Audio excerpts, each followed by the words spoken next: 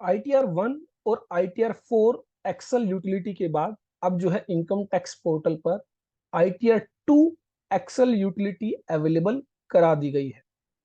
हालांकि अभी तक जावा यूटिलिटीज प्रोवाइड नहीं की गई है और इनकम टैक्स पोर्टल पर जो है आप ऑनलाइन ITR 1 और ITR 4 जो फाइल करते हैं वो भी अभी अवेलेबल नहीं कराई गई है। तो ITR 1 हम ऑलरेडी डिस्कस कर चुके हैं कि कैसे आपको जो है ITR 1 प्रिपेयर करनी है यूजिंग एक्सेल यूटिलिटी। आज की इस वीडियो में हम बात करेंगे ITR 2 आप कैसे जो है प्रिपेयर करेंगे और ITR 2 फाइल करते हुए आपको किन बातों का ध्यान रखना है। तो यहाँ पर डाउनलोड सेक्शन में जो है आपको इनकम टैक्स रिटर्न्स के अंडर ITR 1 एंड ITR 2 जो है यहाँ पर आपको अवेलेबल करा दी गई है as well as ITR 4। Excel utility ही अवेलेबल की गई है अभी के लिए, बाकी यूटिलिटीज जो है हो सकता है जल्द ही आपको प्रोवाइड कर दी जाएंगी। तो यहाँ पर असेसमेंट ईयर 23-24 के लिए आपको जो है ITR 2 जो है यूटिलिटी एक्सेल बेस्ड वो आप डाउनलोड करेंगे। 11 मई 2023 को फर्स्ट टाइम यह यूटिलिटी रिलीज की गई है। तो मेक श्योर अगर आप यूटिलिटीज के जरिए रिटर्न फाइल कर रहे हैं तो हमेशा अपडेटेड जो है यूटिलिटी ही जो है यूज करें। लेटर ऑन चेंज होती रहती है ये यूटिलिटीज, तो जब भी आप अपनी रिटर्न प्रिपेयर करें तो जो भी लेटेस्ट यूटिलिटी अवेलेबल हो उसी को आप यूज करें। पर्सनली मैं जो हूँ एक्सेल यूटिलिटी को प्रेफर नहीं करता। जावा यूटिलिटी मुझे अच्छा लगता है यूज करना, क्योंकि वहां पर जो है काफी सारी प्रॉब्लम जो है आपकी ऑन टाइम रियल टाइम आप वहीं पर सही कर लेते हैं। जबकि एक्सेल यूटिलिटी में क्या होता है, आप बहुत सारी इंफॉर्मेशन फिल करते हैं और उसके बाद आपको पता चलता है कि उस यूटिलिटी के जरिए आप JSON जो है जनरेट नहीं कर पा रहे। तो ऐसे में अगर आप एक्सेल यूटिलिटी यूज करना चाहते हैं तो आपको यहाँ पर यूटिलिटी एक्सेल बेस्ड जो है वो आप डाउनलोड करेंगे। एक जिप फाइल है जिसको आप क्या करेंगे, डाउनलोड जहां पर भी आप सेव करना चाहते हैं वहां पर आप सेव करेंगे। सेव करने के बाद यह एक जिप फाइल है तो इसको आपको एक्सट्रैक्ट करना है। तो यहाँ पर आपके पास विन जिप जो है एक सॉफ्टवेयर होना चाहिए।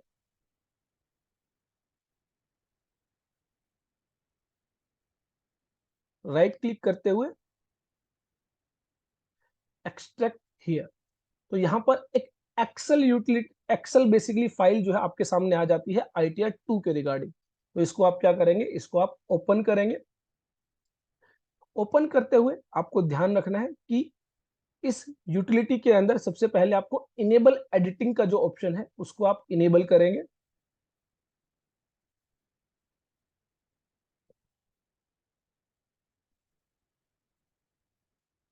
तो सबसे पहले बात आती है कि ITR 2 कौन फाइल कर सकता है। तो ITR 2 कोई भी व्यक्ति फाइल कर सकता है, जो कि इंडिविजुअल होना चाहिए या फिर हिंदू अनडिवाइडेड फैमिली HUF होना चाहिए। अगर कोई पार्टनरशिप फर्म है, कोई कंपनीज है, AOP है, BOI है, आर्टिफिशियल जुडिशियल पर्सन है, ये लोग जो है ITR 2 फाइल नहीं कर सकते, इंडिविजुअल और HUF। उसके बाद जिनके केस में बिजनेस एंड प्रोफेशन इनकम नहीं है वही ITR 2 फाइल कर सकते हैं। इट मींस अगर कोई इंडिविजुअल कोई HUF ITR 2 फाइल करने जा रहा है और उसके केस में बिजनेस या प्रोफेशनल इनकम है तो वो ITR 2 फाइल नहीं कर सकता। Income from salary, income from house property, income from capital gain and income from other sources, in 4 heads में इनकम है तो ही आप ITR 2 फाइल कर सकते हैं। अब एक बात आती है कि सर ITR जो सैलरी इनकम है उसके केस में तो ITR 1 फाइल की जाती है, तो ITR 2 फाइल करने की क्या जरूरत है। तो बहुत सारे केसेस है जहां पर सैलरी इनकम होते हुए भी आप ITR 1 फाइल नहीं कर सकते। जैसे कि आपकी इनकम 50 लाख से ज्यादा है, टोटल इनकम अगर 50 लाख से ज्यादा है तो आप ITR 1 फाइल नहीं कर सकते। तो ऐसे में आप क्या करेंगे, ITR 2 फाइल करेंगे। इसके अलावा अगर आपके केस में कैपिटल गेन हेड में इनकम है तो आप ITR 1 फाइल नहीं कर सकते, तो उस केस में आप ITR 2 फाइल करेंगे। अगर आपकी एक से ज्यादा हाउस प्रॉपर्टी से इनकम है तो आप ITR 1 फाइल नहीं कर सकते। अदर सोर्सेज में स्पेशल इनकम है तो आप ITR 1 फाइल नहीं कर सकते। अगर आप एक डायरेक्टर हैं किसी कंपनी के अंदर और अनलिस्टेड कंपनी के आप शेयर होल्ड करते हैं तो आप ITR 1 फाइल नहीं कर सकते। तो बहुत सारे ऐसे केसेस हैं जहां पर आप ITR 1 फाइल नहीं कर सकते। तो ऐसे में आप क्या करेंगे, ITR 2 फाइल करेंगे। लेकिन शर्त क्या है, ITR 2 फाइल करने के लिए आपके केस में बिजनेस या प्रोफेशनल इनकम नहीं होनी चाहिए। तो सबसे पहले इंडिविजुअल और HUF और बिजनेस और प्रोफेशनल इनकम नहीं होनी चाहिए। उसके बाद यहाँ पर जो है असेसमेंट ईयर 23-24 के लिए आप यह रिटर्न फाइल करने जा रहे हैं, और बहुत सारी इंफॉर्मेशन जो है आपकी ऑटोफिल रहेगी अगर आप प्री फिल्ड जेएसओएन का यूज करते हैं। तो प्री फिल्ड जेएसओएन अगर आप यूज करते हैं तो ऐसे में यहाँ पर आपको एक ऑप्शन दिया जाता है इंपोर्ट प्री फिल। तो ऐसे में इनकम टैक्स पोर्टल पर प्री फिल्ड जेएसओएन आप डाउनलोड कर सकते हैं। ऑलरेडी आईटीआर 1 के अंदर हम डिस्कस कर चुके हैं।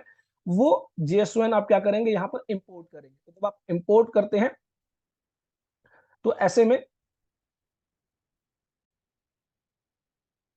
तो मोस्ट ऑफ द इंफॉर्मेशन आपकी जो है प्रीफिल्ड जेएसओएन से यहाँ पर फिल हो जाती है, जैसे कि आपका first name, middle name, last name, PAN number, date of birth. अगर इंपोर्ट जेएसओएन करते हुए आपको कोई एरर आ रही है मैक्रोज के रिगार्डिंग, तो ऐसे में आपको जो है एक्सेल फाइल को क्लोज करना है और राइट क्लिक करते हुए प्रॉपर्टीज के अंदर अनब्लॉक का एक ऑप्शन होगा, जो है आपको उस अनब्लॉक के ऑप्शन पर टिक करना है, यस करना है और अप्लाई करते हुए ओके करना है। उसके बाद इसको आप ओपन करेंगे तो इंपोर्ट जेएसओएन करते हुए वो एरर आपको जो है नहीं मिलेगी। अब जब आप इंपोर्ट करते हैं तो ऐसे में जो जेएसओएन फाइल आपने जहां पर भी सेव की है वहां से वो जेएसओएन फाइल जो है आपको यहाँ पर इंपोर्ट करनी है। इंपोर्ट करने के बाद आपकी जो मोस्ट ऑफ द इंफॉर्मेशन है, जो मास्टर मास्टर डाटा है इनकम टैक्स पोर्टल पर, वो आपका यहाँ पर फिल हो जाता है। उसके बाद अगर आप इन फील्ड्स के अंदर कोई चेंज भी करना चाहते हैं तो वो चेंज आप कर सकते हैं। आफ्टर दैट यहाँ पर अगर आप किसी नोटिस के जरिए रिटर्न फाइल कर रहे हैं तो ऐसे में आपको यहाँ पर बताना है कि आप जो रिटर्न फाइल कर रहे हैं वो ऑन और बिफोर ड्यू डेट कर रहे हैं, आफ्टर ड्यू डेट कर रहे हैं, आप लेट रिटर्न फाइल कर रहे हैं, रिवाइज रिटर्न कर रहे हैं, या फिर जो है टाइम लिमिट एक्सपायर हो चुकी है और आप क्या कर रहे हैं, आपने कंडोनेशन ऑफ डिले के लिए अप्लाई किया है और आपकी जो एप्लीकेशन है उसको अप्रूव कर दिया गया है। उसके बाद आप आफ्टर कंडोनेशन ऑफ डिले जो है आप रिटर्न फाइल कर रहे हैं। और अगर किसी नोटिस के जरिए रिटर्न फाइल कर रहे हैं तो ऐसे में आपको बताना होगा, उस नोटिस की रेफरेंसेस आपको यहाँ पर देनी होगी, जैसे कि नोटिस का जो डॉक्यूमेंट आइडेंटिफिकेशन नंबर है वो आपको बताना है, डेट ऑफ नोटिस जो है वो आपको बताना है, और अकॉर्डिंगली जो है आप रिटर्न फाइल करेंगे। उसके अलावा रेजिडेंशियल स्टेटस आपको बताना है कि आप रेजिडेंट हैं या फिर नॉन रेजिडेंट है, और अगर रेजिडेंट है तो ऑर्डिनरी रेजिडेंट है या फिर नॉट ऑर्डिनरी रेजिडेंट, क्योंकि इस पर आपकी जो है टैक्स रेट्स जो है वो डिपेंड करती है।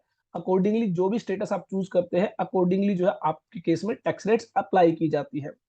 उसके बाद अब आपको यहां पर बताना है, are you opting for new tax regime, आप न्यू टैक्स रिजीम को ऑप्ट कर रहे हैं या ओल्ड टैक्स रिजीम को। तो अगर आप इसको यस करेंगे तो ही आप न्यू टैक्स रिजीम ऑप्ट कर पाएंगे। बाय डिफॉल्ट ये नो है, दैट मींस आप जो है ओल्ड टैक्स रिजीम को ऑप्ट कर रहे हैं। आफ्टर दैट कुछ ऐसी कंडीशंस हैं, कुछ ऐसी सिचुएशंस हैं जहां पर आपकी इनकम नहीं है तो भी आपको रिटर्न फाइल करनी पड़ेगी।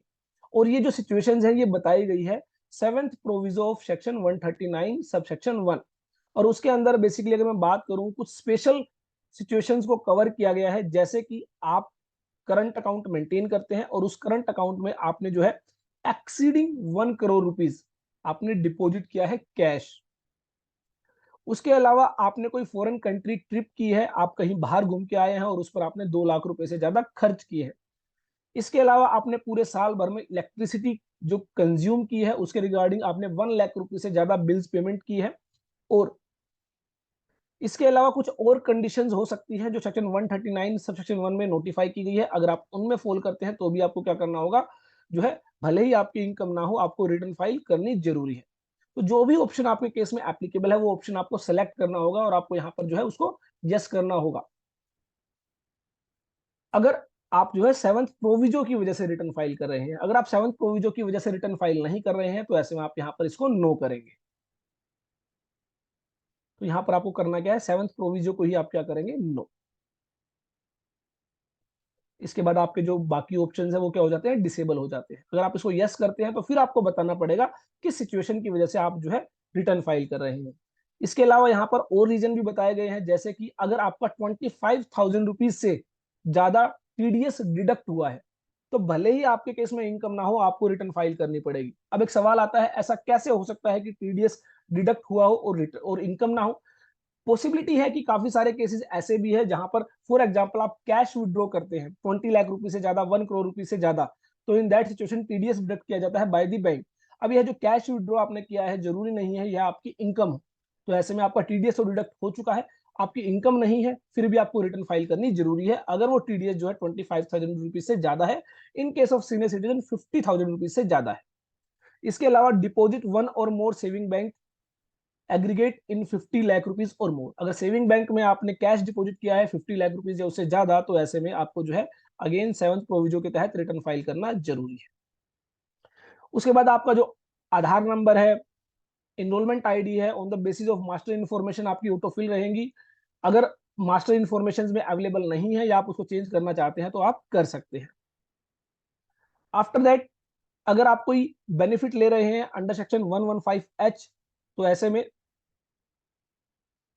अंडर सेक्शन 115H जो आप बेनिफिट लेते हैं, बेसिकली एक स्पेशल टैक्सेशन है, जहां पर अगर कोई एक नॉन रेजिडेंट रेजिडेंट बन जाता है तो उसकी जो टोटल इनकम है वो 20% की टैक्स रेट से जो है वो टैक्स की जाती है। तो अगर आप ऐसा कोई बेनिफिट ले रहे हैं तो ऐसे में आप जो है सेक्शन 155H की इंफॉर्मेशन यहाँ पर फिल करेंगे। उसके अलावा पोर्चुगेज सिविल कोड, तो जो बेसिकली जो गोवा है, गोवा जो स्टेट है वहां के कुछ जो पुर्तगालीज जो वो है जिनको एक पोर्चुगेज सिविल कोड जो है बेसिकली स्टेटस दिया गया है, अगर उस केस में आप फॉल करते हैं तो ऐसे में जो आपकी स्पाउस होती है उसकी जो है 50% इनकम जो है आपके हाथ में टैक्सेबल होती है। अगर आप पोर्चुगेज सिविल कोड के जरिए गवर्न किए जा रहे हैं as per section 5A of the income tax act, तो वो डिटेल्स आपको यहाँ पर फिल करनी है। उसके अलावा अगर आप कोई रिप्रेजेंटेटिव है, रिप्रेजेंटेटिव के तौर पर आप रिटर्न फाइल कर रहे हैं तो उसकी सर्टेन इन्फॉर्मेशन आपसे मांगी गई है, name of the representative, capacity of representative, address of representative, permanent account number, Aadhaar number, तो ये सभी डिटेल जो है आपको रिप्रेजेंटेटिव के रिगार्डिंग फिल करनी है। अगर आप किसी कंपनी में डायरेक्टर हैं तो मैंने आपको बताया था इन केस ऑफ ए डायरेक्टर आप जो ITR 1 फाइल नहीं कर सकते, तो ऐसे में आपको यहाँ पर डायरेक्टर के रिगार्डिंग जो है इन्फॉर्मेशन फिल करनी है, किस कंपनी में आप डायरेक्टर हैं, उसका नाम क्या है, टाइप ऑफ कंपनी क्या है, लिस्टेड है, अनलिस्टेड है, पैन नंबर क्या है कंपनी का। उसके अलावा जो प्राइवेट लिमिटेड कंपनी है या फिर लिमिटेड कंपनी है, डायरेक्टर आइडेंटिफिकेशन नंबर क्या है आपका, तो ये सभी इन्फॉर्मेशन आप यहाँ पर फिल करेंगे। और अगर अनलिस्टेड कंपनीज के शेयर्स आप होल्ड करते हैं उसके रिगार्डिंग भी आपको इन्फॉर्मेशन फिल करनी है कि किस कंपनी के शेयर्स आप होल्ड करते हैं, लिमिटेड कंपनी है, प्राइवेट लिमिटेड कंपनी है, उसका पैन नंबर क्या है, कितने शेयर्स आपके पास ओपनिंग बैलेंस है, उसके बाद ड्यूरिंग द ईयर आपने कुछ शेयर्स परचेज किए हैं या सेल किए हैं, और क्लोजिंग एट द एंड आपके पास कितने शेयर्स हैं, तो वो सभी इन्फॉर्मेशन आपको यहाँ पर फिल करनी है। तो ये बेसिकली जो है पार्ट ए है जिसको आप फिल करेंगे। मोस्ट ऑफ द इन्फॉर्मेशन मैंने आपको बताया मास्टर डाटा के बेसिस पर ऑटो फिल्ड रहेंगी, लेकिन सर्टेन इन्फॉर्मेशन फिर भी आपको फिल करनी है जो भी आपके केस में एप्लीकेबल है। उसके बाद शेड्यूल एस अगेन सैलरी के रिगार्डिंग है, जो हम ITR 1 में भी काफी डिटेल में डिस्कस कर चुके हैं। सैलरी के रिगार्डिंग जो भी आपके पास डॉक्यूमेंट्स अवेलेबल है, अगर फॉर्म 16 है तो फॉर्म 16 के बेस पर आप यहाँ पर इन्फॉर्मेशन फिल करेंगे। अगर फॉर्म 16 अवेलेबल नहीं है तो ऐसे में जो सैलरी रिसीट्स हैं, जो सैलरी सर्टिफिकेट है, उसके बेसिस पर आप जो यहाँ पर जो इन्फॉर्मेशन है वो फिल करेंगे। अगर वो भी अवेलेबल नहीं है तो आपके पास जो भी बैंक डिटेल्स है, जो भी सैलरी आपने ड्यूरिंग द ईयर रिसीव की है बैंक में और इन दी फॉर्म ऑफ कैश, वो सभी डिटेल्स आपको यहाँ पर फिल करनी है। तो यहाँ पर आपको बताना है नेचर ऑफ सैलरी क्या है, उसमें परक्विजिट्स, अगर कोई फैसिलिटीज इंप्लॉयर के द्वारा प्रोवाइड की गई है तो उसकी एक वैल्यूएशन आपके हाथ में टैक्सेबल की जाती है, तो वो परक्विजिट्स की जो वैल्यू है वो आपको यहाँ पर मेंशन करनी है। उसके अलावा profit in lieu of salary, कुछ रिटायरमेंट बेनिफिट्स होते हैं, अगर वो आपको प्रोवाइड किए गए हैं तो वो आपको यहाँ पर मेंशन करने हैं। इसके अलावा income from retirement benefit maintained in A notified country under section 89A, तो अगर किसी दूसरी कंट्री में आपका कोई रिटायरमेंट बेनिफिट अकाउंट है जिसके रिगार्डिंग आप जो है under section 89A benefit avail कर रहे हैं, तो उसकी इंफॉर्मेशन आपको यहाँ पर देनी है कि किस कंट्री में वो है और उसकी अमाउंट क्या है। Name of the employer, nature of the employer, employer की टेन नंबर, उसके अलावा सैलरी डिटेल्स, ये सभी इंफॉर्मेशन आप जो है आप फॉर्म 16 के बेसिस पर इजीली फिल कर सकते हैं। 26A से भी आपकी काफी सारी इंफॉर्मेशन जो है यहाँ पर फिल होकर आ जाती है, जिसको आप क्या करेंगे, क्रॉस चेक करेंगे। अगर वो सभी इंफॉर्मेशन सही है तो आप आगे बढ़ेंगे, अगर उन इंफॉर्मेशन में कोई गलती है तो आप उस गलती को सही करेंगे। तो यहाँ पर जो है आपको जितने भी इंप्लॉयर से आपको अलग अलग सैलरी मिली है वो आपको यहाँ पर मेंशन करनी है। तो यहाँ पर आपकी जो है ग्रोस सैलरी आ जाती है। ग्रोस सैलरी में से अगर आप कोई डिडक्शन क्लेम कर रहे हैं, कोई एग्जम्पशन आप क्लेम कर रहे हैं, तो वो आपको यहाँ पर बतानी है। Nature of allowance, for example house rent allowance है, लीव ट्रेवल कंसेशन है। एक बात का आपको ध्यान रखना है, अगर आप न्यू टैक्स रिजिम ऑप्ट करते हैं तो बहुत सारी सर्टेन डिडक्शंस और एग्जम्पशंस आपको नहीं मिलने वाली। जैसे कि 50,000 की जो स्टैंडर्ड डिडक्शन है, अगर आप न्यू टैक्स रिजिम को ऑप्ट करते हैं फॉर दी असेसमेंट ईयर 23-24, तो वो आपके लिए अवेलेबल नहीं है in case of new tax regime. Old tax regime में आपको जो है डिडक्शंस एग्जम्पशंस मिल जाती है जो भी आपके केस में अवेलेबल है। तो ये भी आपको ध्यान रखना है कि आप रिटर्न किस मोड में फाइल कर रहे हैं, न्यू टैक्स रिजिम के अकॉर्डिंग या फिर ओल्ड टैक्स रिजिम के अकॉर्डिंग, और अकॉर्डिंगली ही आपको यहाँ पर मेंशन करना है। तो यहाँ पर आपकी सैलरी हेड में जो है आपकी सैलरी इनकम आ जाती है। ग्रोस सैलरी इनकम में से जब आप standard deduction as well as entertainment allowance और प्रोफेशनल टैक्स, ये 3 डिडक्शंस आपको मिलती है, जो भी आपके केस में अवेलेबल है वो आप अवेल करेंगे। और यहाँ पर आपकी जो है नेट सैलरी आ जाती है, जो क्या है टैक्सेबल सैलरी है। उसके बाद हाउस प्रॉपर्टी हेड में आपकी इनकम, हाउस प्रॉपर्टी हेड में अगर आपकी सेल्फ ऑक्यूपाइड प्रॉपर्टी है तो आपको यहाँ पर मेंशन करना है कि वो जो प्रॉपर्टी है आप उसको यूज कर रहे हैं या फिर आपने वो रेंट पर दी है। तो सेल्फ ऑक्यूपाइड प्रॉपर्टी के केस में आपकी जो रेंटल वैल्यू है वो नील रहती है, और इन केस ऑफ रेंटेड प्रॉपर्टी जो भी आपका ग्रोस रेंट है, जो भी आपने चार्ज किया है, जो भी रिसीवेबल है, वो आपको यहाँ पर मेंशन करना है। तो सबसे पहले तो आपको बतानी है प्रॉपर्टी की डिटेल्स, प्रॉपर्टी का एड्रेस, जो प्रॉपर्टी आपने रेंट पर दी है या जिसको आप सेल्फ ऑक्यूपाई कर रहे हैं। उसके बाद उस प्रॉपर्टी की ओनरशिप की डिटेल्स आपको यहाँ पर बतानी है कि वो जो प्रॉपर्टी है आपके नाम से है, आपके बच्चों के नाम से है, या फिर स्पाउस के नाम से है।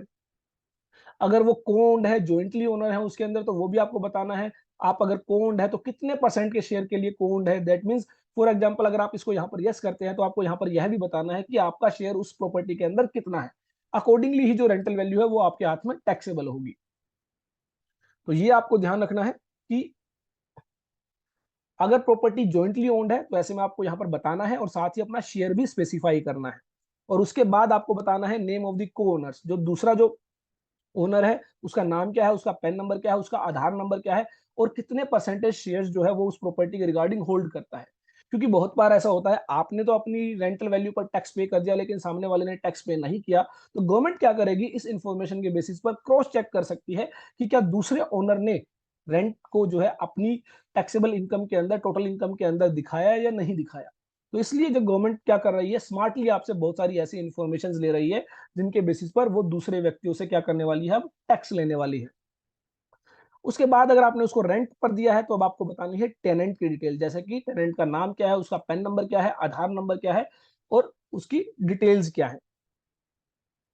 तो टाइप ऑफ हाउस प्रॉपर्टी में आपको बताना है वो सेल्फ ऑक्यूपाइड है, लेट आउट है, deemed to be let out है।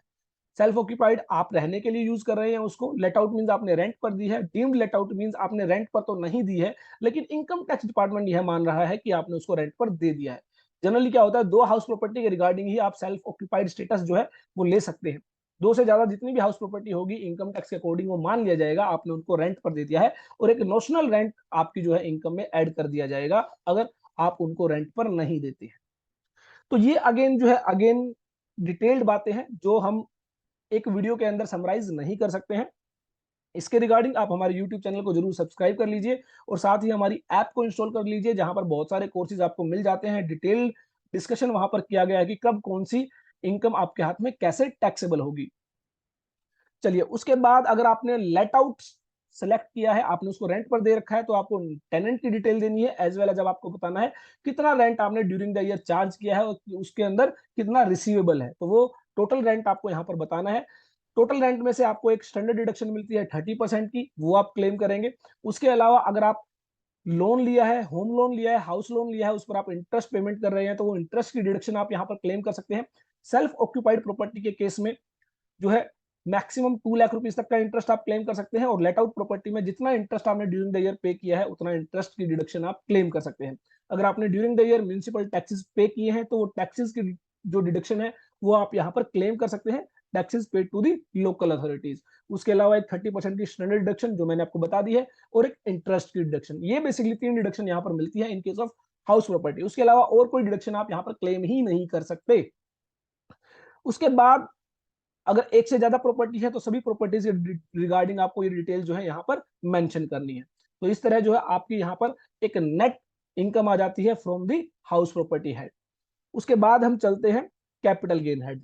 तो कैपिटल गेन हेड अगेन एक बहुत बड़ा हेड है, एक डिटेल्ड यहाँ पर डिटेल्स आपको फिल करनी है रिगार्डिंग आपकी कैपिटल एसेट जो आपने ड्यूरिंग द ईयर ट्रांसफर की है।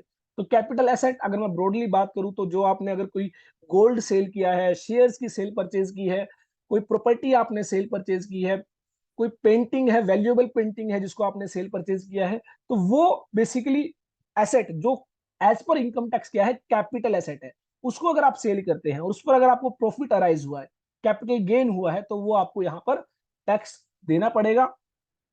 कैपिटल गेन हेड में अगेन आपको short term capital gain, long term capital gain, depending upon the period of holding, आपने उस कैपिटल एसेट को कितने पीरियड के लिए होल्ड किया है उसके बेसिस पर आपको टैक्स पे करना होता है। तो अगेन आपको यहाँ पर ध्यान रखना है जब आप कैपिटल गेन हेड में डिटेल्स फिल करते हैं तो ये भी आपको जो है बहुत सावधानी से फिल करना है कि शॉर्ट टर्म है, लॉन्ग टर्म है। लॉन्ग टर्म के केस में इंडेक्सेशन होता है, इंडेक्सेशन का एक बेनिफिट आपको मिलता है जो कि इन्फ्लेशन से रिलेटेड है, तो वो भी आपको यहाँ पर ध्यान से फिल करना है कि आपने सही इंडेक्सेशन जो है वो कैलकुलेट किया है। अगेन ये सारी बातें जो है बहुत डिटेल में हमारे कोर्सेज के अंदर कवर की गई है, जिनको आप हमारी एप्स के जरिए जो है बहुत इजीली सीख सकते हैं। तो यहाँ पर कैपिटल गेन हेड में आपको सबसे पहले दिया गया है शॉर्ट टर्म कैपिटल गेन।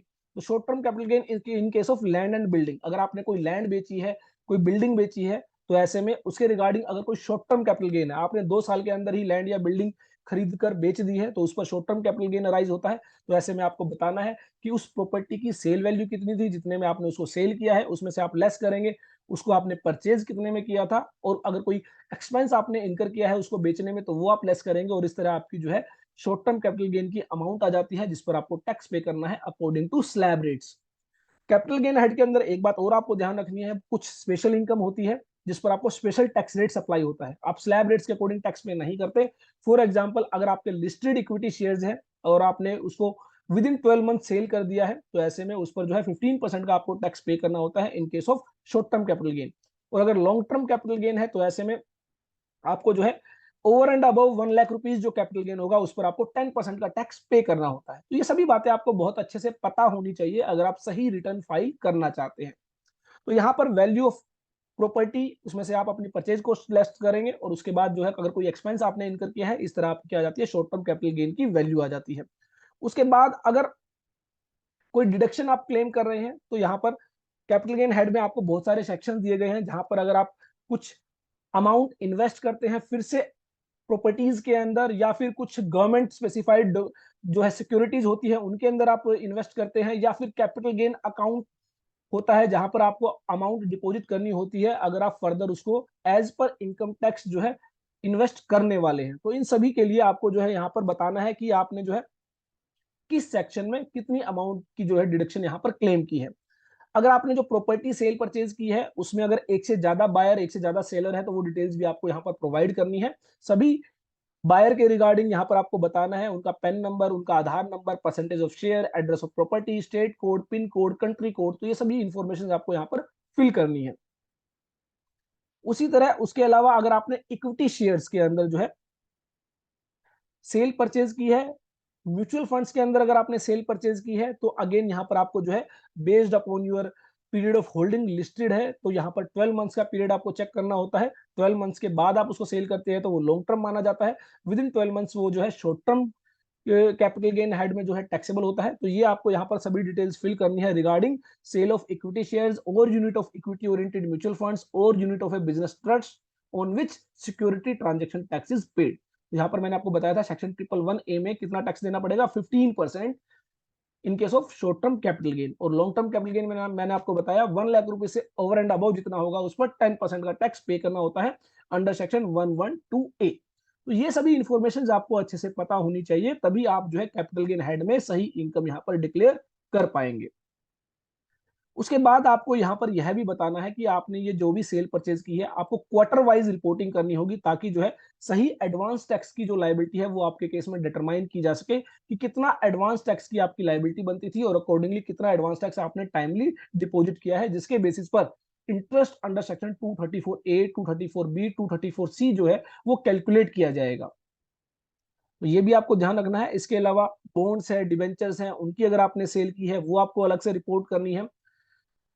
तो यहाँ पर सभी इंफॉर्मेशन जो है आपको अलग अलग हेड में दी गई है, जो भी आपके केस में एप्लीकेबल है वो आप यहाँ पर बताएंगे। तो मैंने आपको बताया था सर्टेन डिडक्शंस आपको मिलती है section 54, 54B, 54D, 54F, 54G। तो इन सभी सेक्शंस में जो भी डिडक्शन आप क्लेम करने वाले हैं उसके रिगार्डिंग आपको यहाँ पर डिटेल जो है वो फिल करनी है। और ये मैंने आपको बताया था यहाँ पर आपको क्या करना है, ये बेसिकली एक समरी जो है आपकी यहाँ पर जो करंट ईयर के जो लॉसेज है या ब्रॉट फॉरवर्ड जो लॉसेज है वो जो आप सेटअप करते हैं वो आपके यहाँ पर आ जाते हैं। और यहाँ पर जो है आपको बताना है बेसिकली पीरियड वाइज जो आपका शॉर्ट टर्म कैपिटल गेन या लॉन्ग टर्म कैपिटल गेन बनता है। सो दैट कि आपकी एडवांस टैक्स की सही लायबिलिटी डिटरमाइन की जा सके और accordingly section 234A, B, C का इंटरेस्ट आपसे चार्ज किया जा सके। तो ये आपको जो है सभी इंफॉर्मेशन यहाँ पर आपको फिल करनी है एक एक करके। जो भी हेड आपके केस में एप्लीकेबल है, जो भी इनकम आपके केस में अवेलेबल है, उसके अकॉर्डिंगली आपको यहाँ पर हेड्स फिल करने हैं। बाकी हेड्स को आप क्या करेंगे, स्किप करेंगे। उसके बाद शेड्यूल 112A जो मैंने आपको बताया था, long term capital gain in case of listed equity shares, mutual funds और यूनिट ऑफ बिजनेस ट्रस्ट। तो ये यहाँ पर आपको अलग से शेड्यूल दिया गया है जिसमें आपको बताना है वो शेयर्स, उनका ISIN कोड होता है वो आपको बताना है, नेम ऑफ द शेयर बताना है, नंबर ऑफ द शेयर्स बताना है, सेल प्राइस बताना है, फुल वैल्यू कंसिडरेशन और कॉस्ट ऑफ एक्विजिशन। उसके बेसिस पर आपका जो है long term capital gain calculate किया जाता है। अगर आपने जो शेयर सेल किए हैं वो जो है 31 जनवरी 2018 से पहले आपने एक्वायर किए थे, तो ऐसे में उनकी परचेज कॉस्ट के लिए आपके पास जो market value of the shares है वो अवेलेबल रहती है। तो परचेज कॉस्ट और market value whichever is higher जो है वो आप as a cost of acquisition ले सकते हैं in case of listed equity shares. तो अकॉर्डिंगली यहाँ पर जो है अगर कोई एक्सपेंडिचर आपने इनकर किया है उसके रिगार्डिंग तो वो आप यहाँ पर मेंशन करेंगे। और जो आपका लॉन्ग टर्म कैपिटल गेन आएगा, मैंने आपको बताया 1 लाख रुपए से ओवर एंड अबव जितना भी होगा वो 10% से टैक्सेबल होगा। उसके बाद शेड्यूल 115A है जो आपको फिल करना है in case of non residents. अगर आपने सेल की है इक्विटी शेयर्स या फिर unit of equity oriented funds या फिर यूनिट ऑफ बिजनेस ट्रस्ट, तो अगेन सेम सिमिलर इन्फॉर्मेशन है वो आपको यहाँ पर फिल करनी है। बस फर्क इतना है, यहाँ पर आपको नॉन रेजिडेंट्स के रिगार्डिंग इन्फॉर्मेशन फिल करनी है और सेक्शन 112A जो है वो रेजिडेंट्स के रिगार्डिंग होता है। उस केस में आपको जो है यहाँ पर रेजिडेंट्स के रिगार्डिंग जो भी आपने सेल शेयर्स के अंदर सेल परचेज की है वो आप यहाँ पर क्या करेंगे, मेंशन करेंगे। उसके बाद नेक्स्ट हमारा जो हेड आता है VDA, that is transfer of विचुअल डिजिटल एसेट। तो अगर आपके केस में कोई विचुअल डिजिटल एसेट है, कोई क्रिप्टो करेंसी है जिसकी आपने जो है सेल परचेज की है, वो इन्फॉर्मेशन आपको यहाँ पर फिल करनी है। तो किस हेड में आप उसको टैक्स करने वाले हैं वो हेड आप यहाँ पर सेलेक्ट करेंगे। कॉस्ट ऑफ एक्विजिशन उसकी क्या है, कितना कंसिडरेशन आपने सेल किया है, कितने अमाउंट में उसको सेल किया है, अकॉर्डिंगली आपकी इनकम यहाँ पर जो है वो आ जाती है। तो आपके केस में अगर कोई विचुअल डिजिटल एसेट है तो वो आप यहाँ पर मेंशन करेंगे। अदर सोर्सेज हेड में आपकी जो है सभी तरह की इनकम जो सभी बाकी किसी भी हेड में फॉल नहीं करती है वो आपकी यहाँ पर आ जाती है, जैसे कि डिविडेंड इनकम है, सेविंग बैंक इंटरेस्ट है, फिक्स डिपॉजिट इंटरेस्ट है। उसके अलावा जो है रेंटल इनकम है other than building, other than properties. For example आपने कोई प्लांट एंड मशीनरी रेंट पर दी है तो वो आपकी अदर सोर्सेज हेड में टैक्सेबल होगी अगर वो आपका बिजनेस नहीं है। उसके बाद और कोई इनकम है जैसे कि फैमिली पेंशन है या फिर कोई रिटायरमेंट बेनिफिट अकाउंट से आपने जो है इनकम अर्न की है जो कि आउटसाइड इंडिया आप मेंटेन करते हैं। उसके अलावा स्पेशल इनकम्स है जैसे कि कैजुअल इनकम के अंदर आपकी विनिंग फ्रॉम लॉटरीज है, क्रॉसवर्ड पजल्स है, हॉर्स रेसिस से आप जो है अगर पैसा जीतते हैं, लॉटरी है, बैटिंग है, गैम्बलिंग है, तो वो जो सभी स्पेशल इनकम है आपकी अदर सोर्सेज हेड में आपको जो है यहाँ पर रिपोर्ट करनी है। ध्यान रखें जो कैजुअल इनकम है, स्पेशल इनकम है, उन पर स्पेशल टैक्स रेट्स अप्लाई होते हैं और बाकी सभी इनकम पर जो है नॉर्मल टैक्स रेट्स के अकॉर्डिंग जो है टैक्स पे करना होता है। सेक्शन 57 में अगर आपने कोई एक्सपेंडिचर है जिसकी आप डिडक्शन क्लेम करना चाहते हैं अपनी अदर सोर्सेज हेड में जो इनकम है उससे, तो वो जो है आपको यहाँ पर सेक्शन 57 में जो है मेंशन करनी है। तो इस तरह बेसिकली आपकी जो अदर सोर्सेज हेड में इनकम है वो आ जाती है। अगेन यहाँ पर आपको क्वार्टर वाइज जो है पीरियड वाइज अलग अलग रिपोर्ट करना है सो दैट की जो है उसकी एडवांस टैक्स की जो लाइबिलिटी है वो जो है टाइमली जो है डिटरमाइन की जा सके और इंटरेस्ट अंडर सेक्शन 234ABC जो है वो आपके केस में जो है चार्ज किया जा सके। उसके बाद करंट ईयर के अगर कोई लॉसेस सेटअप होने हैं या फिर ब्रॉड फॉरवर्ड ईयर जो है ब्रॉड फॉरवर्ड लॉसेस हैं जिनको आपने एडजस्ट करना है तो वो आप यहाँ पर जो है रिपोर्ट करेंगे। अकॉर्डिंगली किस हेड से कौन सा जो लॉस है वो एडजस्ट होगा वो आपको पता होना चाहिए, तभी आप इन सभी इंफॉर्मेशन को अच्छे से फिल कर पाएंगे। उसके बाद कैरी फॉरवर्ड ऑफ लॉसेस, जो लॉसेस आप करंट ईयर में एडजस्ट नहीं कर पाए हैं अब आप उसको क्या करेंगे, नेक्स्ट ईयर के लिए जो है कैरी फॉरवर्ड करेंगे सो दैट कि आप उसको आगे आने वाले सालों में एडजस्ट कर सके। ये ध्यान रखें अगर आप ड्यू डेट तक रिटर्न फाइल करते हैं तो ही आप जो है कैरी फॉरवर्ड ऑफ लॉसेस कर सकते हैं। अगर आपने ड्यू डेट के बाद रिटर्न फाइल की तो ऐसे में आप लॉसेस को कैरी फॉरवर्ड नहीं कर पाएंगे। तो यहाँ पर ईयर वाइज जो है आपको बताना है कौन से साल का कितना लॉसेस है, किस हेड में लॉस है, हाउस प्रॉपर्टी हेड में लॉस है, कैपिटल गेन हेड में लॉस है, वो आप सभी डिटेल्स यहाँ पर फिल करेंगे। ध्यान रखें ITR 2 है, बिजनेस एंड प्रोफेशन हेड की यहाँ पर कोई बात नहीं होगी। ATG अगर आपने कोई डोनेशन दिया है जो 50% डिडक्शन अवेलेबल है या फिर 100% डिडक्शन अवेलेबल है, अकॉर्डिंगली आपको यहाँ पर सभी डिटेल्स फिल करनी है। नेम ऑफ द डोनी क्या है, एड्रेस क्या है, सिटी क्या है, स्टेट क्या है, पिन कोड क्या है, PAN number of the Downey क्या है, अमाउंट ऑफ डोनेशन क्या है, तो वो सभी डिटेल्स आपको यहाँ पर फिल करनी है। 80D अगर मेडिकल इंश्योरेंस के रिगार्डिंग आप जो है प्रीमियम पे करते हैं, तो उसके रिगार्डिंग अगर आप डिडक्शन क्लेम करना चाहते हैं अपने लिए, सेल्फ या फिर स्पाउस के लिए, चिल्ड्रन के लिए या फिर अपने पेरेंट्स के लिए, तो ऐसे में ये 80D के तहत जो है आपको अपनी मेडिकल इंश्योरेंस जो प्रीमियम आप पे करते हैं या फिर प्रिवेंटिव हेल्थ चेकअप के रिगार्डिंग 5000 रुपीज तक की डिडक्शन आपको मिलती है, उसके रिगार्डिंग अगर आपने कोई एक्सपेंस किया है तो वो आप यहाँ पर क्लेम कर सकते हैं। 80GGA तो यहाँ पर बेसिकली डोनेशन है टू साइंटिफिक रिसर्च और रूरल डेवलपमेंट को। तो अगर ऐसी कोई डोनेशन आपने दी है तो अगेन वही डिटेल जो आपको 80G के तहत जो है फर्निश करनी है। सेम यहाँ पर name of the Downey, address, pin code, state code, donation आपने कितनी दी है, यहाँ पर अलग से आपसे पूछा भी गया है कैश में कितनी दी है और एनी अदर मोड आपने कितने डोनेशन दी है और एलिजिबल अमाउंट ऑफ डोनेशन क्या है जिसकी आपको डिडक्शन मिलने वाली है। चैप्टर 6A बाकी सभी डिडक्शन जो बच जाती है जैसे कि लाइफ इंश्योरेंस प्रीमियम है या फिर हाउस लोन के रिगार्डिंग आपने प्रिंसिपल रीपेमेंट की है, बच्चों की स्कूल फीस जो आप पे करते हैं उसके अंदर जो ट्यूशन फीस का जो कंपोनेंट होता है उसकी आप डिडक्शन क्लेम करने वाले हैं।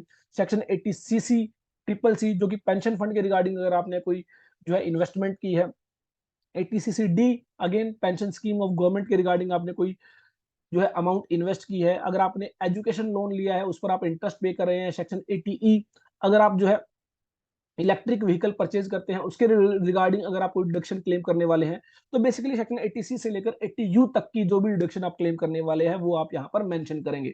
अगेन ध्यान रखें अगर आप न्यू टैक्स रिजिम में जाते हैं तो चैप्टर 6A की कोई डिडक्शन आपके केस में अवेलेबल नहीं होती है, सिर्फ 2 या 3 ही डिडक्शन है जो आपके केस में अवेलेबल होगी। अगर आप वो उन केसेस में फॉल करते हैं तो ही आप उनको क्लेम कर पाएंगे, otherwise most of the deduction जो है आपको नहीं मिलती है in case of new tax regime. उसके बाद जो है आपका यहाँ पर स्पेसिफाइड पर्सन क्लबिंग जो इनकम है, आपके बच्चों की जो इनकम है वो आपके पेरेंट्स के हैंड में टैक्सेबल होती है। पेरेंट्स के अंदर भी जो फादर और मदर जिसकी भी इनकम ज्यादा होगी उसकी इनकम के अंदर क्लब की जाती है जो उनके बच्चों की इनकम है। तो ऐसे में अगर कोई क्लबिंग ऑफ इनकम के अकॉर्डिंग आपको इनकम क्लब करनी है तो आपको बताना है कि नेम क्या है, जिस व्यक्ति की इनकम आप अपनी इनकम में क्लब कर रहे हैं उसका पेन नंबर क्या है, आधार नंबर क्या है, उसके साथ रिलेशनशिप क्या है, अमाउंट कितनी है जिसके रिगार्डिंग आप जो है क्लब कर रहे हैं, और उसके अलावा जो है हेड ऑफ इनकम किस हेड में वो इनकम आप क्लब कर रहे हैं। तो ये सभी डिटेल्स आपको यहाँ पर क्या करनी है जो है मेंशन करनी है। उसके अलावा income chargeable to tax at special rates, तो मैंने आपको बताया था on the basis of the information filled by you, जो भी इंफॉर्मेशन आप फिल करेंगे उसके बेस पर क्या होगा, स्पेशल इनकम को अलग कर दिया जाएगा, उस पर स्पेशल टैक्स रेट्स अप्लाई किया जाएगा, बाकी इनकम को अलग कर दिया जाएगा, उस पर नॉर्मल टैक्स रेट्स अप्लाई किया जाएगा। तो ये बेसिकली यहाँ पर एक समरी आपकी रेडी हो जाएगी according to the information filled by you. उसके बाद नेक्स्ट है अल्टरनेटिव मिनिमम टैक्स। अगर आपके केस में अल्टरनेटिव मिनिमम टैक्स एप्लीकेबल है तो वो डिटेल्स आपको यहाँ पर फिल करनी है। कितना टैक्स बनता है अकॉर्डिंग टू AMT वो आप यहाँ पर बताएंगे। नॉर्मल टैक्स कितना बनता है उसका एक कंपैरिजन किया जाएगा और उस केस में जो भी हायर होगा वो आपको पे करना होता है। AMTC that is credit of AMT alternative minimum tax, तो जो आप AMT अल्टरनेटिव मिनिमम टैक्स पे करते हैं उसका क्रेडिट आपको मिलता है। तो इन केस अगर कोई क्रेडिट आप लेने वाले हैं तो वो आप यहाँ पर AMTC के अंदर जो है यहाँ पर रिपोर्ट करेंगे किस साल में वो आपने अल्टरनेटिव मिनिमम टैक्स पे किया था। अकॉर्डिंगली जितने भी ईयर्स के लिए वो अवेलेबल रहता है उतने साल के अंदर अगर आप उसको क्रेडिट को क्लेम करते हैं तो वो आप यहाँ पर जो है बताएंगे। उसके बाद नेक्स्ट आता है EI that is details of exempt income, तो वो इनकम जिस पर आपको कोई टैक्स पे नहीं करना है वो आपको यहाँ पर अलग से रिपोर्ट करनी है। तो यहाँ पर अगर आपकी कोई एग्रीकल्चर इनकम है वो आप यहाँ पर अलग से रिपोर्ट करेंगे। उसके अलावा और कोई इनकम जिस पर आपको कोई टैक्स पे नहीं करना तो आपको नेचर ऑफ इनकम यहाँ पर बतानी है। तो मोस्टली जो इनकम है वो सेक्शन 10 में एग्जाम्प्ट होती है, तो सेक्शन 10 के अकॉर्डिंगली यहाँ पर आपको चूज करना है कौन सी इनकम है। अगर कोई इनकम सेक्शन 10 में फॉल नहीं करती है तो आप यहाँ पर एनी अदर चूज करेंगे और यहाँ पर आप बताएंगे कि वो कौन सी इनकम है। अदरवाइज क्या होगा, जो आप चूज करेंगे उसके बेसिस पर डिस्क्रिप्शन जो है अपने आप फिल हो जाती है और अमाउंट आपको यहाँ पर मेंशन करनी है। उसके अलावा और कोई इनकम है जो double taxation avoidance agreement DTAA की वजह से चार्जेबल नहीं है तो वो आप यहाँ पर बताएंगे। नेचर ऑफ इनकम क्या है, किस कंट्री का DTAA जो है एप्लीकेबल होता है और डबल DTAA के अंदर कौन सा ऐसा आर्टिकल है जिसकी वजह से उस पर टैक्स नहीं लगता है। हेड ऑफ इनकम क्या है, किस हेड में वो जो है आप रिपोर्ट करने वाले हैं, और वेदर TRC जो है टैक्स रेजिडेंसी सर्टिफिकेट आपने ऑब्टेन किया है या नहीं वो आपको यहाँ पर बताना होता है। उसके बाद नेक्स्ट है PTI, pass through income details. तो section 115 UA 115 UB basically special provisions है in case of business trust. तो अगर बिजनेस ट्रस्ट या इन्वेस्टमेंट फंड के केस में पास थ्रू इनकम डिटेल्स है तो वो आप यहाँ पर फिल करेंगे। उसके बाद एफएसआई, तो income from outside India and tax relief available there on. तो अगर आपके केस में कोई ऐसी इनकम है जो आउटसाइड इंडिया आपने अर्न की है और उसके रिगार्डिंग जो है कोई टैक्स रिलीफ अवेलेबल है तो वो आप यहाँ पर रिपोर्ट करेंगे। बेसिकली इंटरनेशनल टैक्सेशन का पार्ट है और यहाँ पर डबल टैक्सेशन अवॉइडेंस एग्रीमेंट आपको यहाँ पर जो है बेसिकली रेफर करने होते हैं, जिसके बेसिस पर आप जो टैक्स रिलीफ है वो लेने वाले हैं। उसके बाद नेक्स्ट आता है summary of tax relief claimed for taxes paid outside India. तो आउटसाइड इंडिया जो आपने टैक्सेस पे की है उसकी एक समरी आपकी यहाँ पर बनकर आ जाती है on the basis of the information filled in FSI and PTI. उसके बाद अगर आपके केस में कोई फॉरेन एसेट्स है, कोई इनकम है, तो ऐसे में 50 लाख रुपए से ज्यादा अगर आपकी इनकम होती है तो आपको सभी अपनी फॉरेन एसेट्स क्या करनी होती है, डिक्लेयर करनी होती है।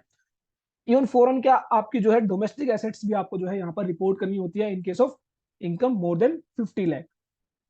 तो यहाँ पर अगर आपकी कोई फॉरेन एसेट है, इनकम आउटसाइड इंडिया से आपको अर्न हो रही है, तो वो डिटेल्स आपको सारी यहाँ पर जो है रिपोर्ट करनी है। नेक्स्ट हमारा आता है schedule 5A, information regarding Portuguese civil code. तो अगेन मैंने आपको बताया था कि जो स्पाउस की इनकम होती है वो 50% टैक्सेबल होती है। तो ऐसे में अगेन आपको यहाँ पर बताना है किस हेड में इनकम है, कितनी इनकम आपने रिसीव की है और कितनी उसको अपोर्शन की है अपने स्पाउस के हैंड्स में, कितना टीडीएस डिडक्ट हुआ है और कितना टीडीएस आपके स्पाउस को आपने जो है शिफ्ट कर दिया है। उसके बाद नेक्स्ट आता है एसेट्स एंड लायबिलिटी शेड्यूल। तो मैंने आपको बताया था 50 लाख रुपए से ज्यादा अगर आपकी टोटल इनकम है तो आपको सभी एसेट्स और लायबिलिटीज जो है आपकी अपनी पर्सनल एसेट्स और लायबिलिटीज यहाँ पर बात की जा रही है, क्योंकि बिजनेस एसेट्स के रिगार्डिंग तो आईटीआर 2 में कोई बात ही नहीं होगी। जो भी आपके पास बेसिकली मूवेबल एसेट्स है regarding jewellery, archaeological collections, vehicles, financial assets banks के अंदर, shares and securities, insurance policies, loan advances, cash in hand, ये सभी कब, जब 50 लाख रुपए से ज्यादा आपकी टोटल इनकम है। उसके अलावा आपकी इमूवेबल प्रॉपर्टी की डिटेल्स आपको यहाँ पर अलग से फिल करनी है। उसके बाद नेक्स्ट आता है डिटेल्स ऑफ टैक्सेस पेड। तो जो भी आपका एडवांस टैक्स आपने पे किया है, जो भी आपने सेल्फ असेसमेंट टैक्स पे किया है, उसकी चालान डिटेल्स आपको यहाँ पर फिल करनी है। BSR code, date of challan, serial number of challan and amount. ESOP, employee stock option, अगर इसोप जो है आपकी जो भी कंपनी है, जो भी एम्प्लॉयर है, उसके द्वारा आपको इसोप जो है के जरिए जो है शेयर्स जो है वो दिए गए हैं, तो ऐसे में उस शेयर्स पर लगने वाले टैक्स को जो है डेफर किया जाता है अकॉर्डिंग टू इनकम टैक्स। तो उसकी डिटेल्स आपको यहाँ पर देनी है कि असेसमेंट ईयर कौन सा था जिसमें आपको इसोप का ऑप्शन दिया गया, amount of tax deferred brought forward from earlier, कितना अमाउंट ऑफ टैक्स जो है आपका डेफर किया जा चुका है, सच स्पेसिफाइड सिक्योरिटी और sweat equity shares were sold, अगर आपने उनको सोल्ड कर दिया है। तो इस तरह की जो है डिटेल्स आपको फिल करनी है।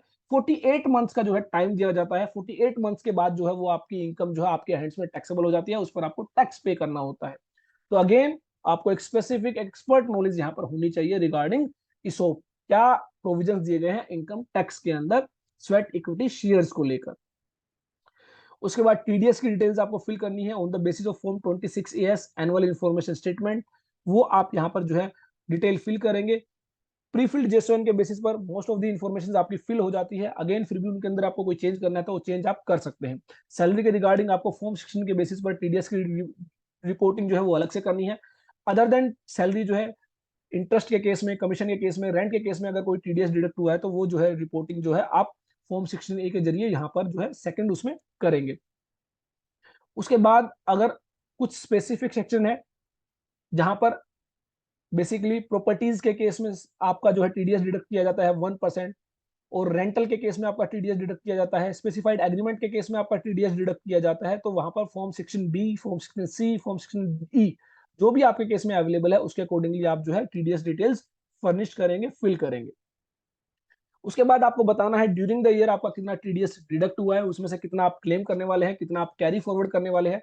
मान लीजिए कोई ऐसी इनकम है जो नेक्स्ट ईयर में टैक्सेबल होगी तो उसका टीडीएस आप क्या करते हैं, कैरी फॉरवर्ड कर देते हैं। तो वो सभी डिटेल्स आपको यहाँ पर फिल करनी है कि कितना अनक्लेम्ड जो टीडीएस है, जो प्रीवियस ईयर्स का आपने क्लेम नहीं किया था इस साल क्लेम करने वाले हैं, करंट ईयर का कितना टीडीएस है, उसमें से कितना आप जो है क्लेम करने वाले हैं, कितना आप कैरी फॉरवर्ड करने वाले हैं। तो ये सभी डिटेल्स आपको यहाँ पर फिल करनी है। उसके बाद पार्ट बी में क्या होता है, आपकी एक कंप्यूटेशन ऑफ टोटल इनकम बनकर आपके सामने आ जाती है। जितनी भी इंफॉर्मेशन आपने फिल की है इनकम के रिगार्डिंग, डिडक्शंस के रिगार्डिंग, एग्जाम्प्ट इनकम के रिगार्डिंग, वो सभी के बेसिस पर आपकी यहाँ पर एक कंप्यूटेशन ऑफ इनकम आप बनकर आ जाती है, जिसको आप चेक करेंगे। अगर वो सही है तो आप जो है आगे बढ़ेंगे। अगेन यहाँ पर जो है मैंने आपको बताया था interest under section 234 A B C जो है on the basis of the information filled by you जो है आपकी यहाँ पर जो है उसकी कैलकुलेशन आ जाती है।